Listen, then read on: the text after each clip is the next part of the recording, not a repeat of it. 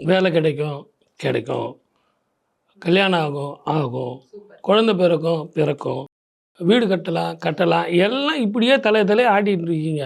ஆனால் எங்கே தான் சார் ஜாக்கிரதையாக இருக்கணும்? நீங்கள் சொல்கிறத பார்த்தீங்கன்னா இந்த வருஷம் 2025 எங்கள் காட்டில் மழை போகுதுங்களே, மழை தான் அதிக மழை போயிட்டா வெள்ளமாயிடும். ஏன்னா 4ஆம் இடத்துல யார் இருக்காங்கன்னு பார்க்கணும். தாயுடைய உடல்நிலை பாதிக்கத்தான் செய்யும். இதை எல்லாத்த விட 5 கிரகங்கள் ஒரே வீட்டில் சேருது. எங்கே? உங்கள் வீட்டினுடைய சுகஸ்தானத்தில்.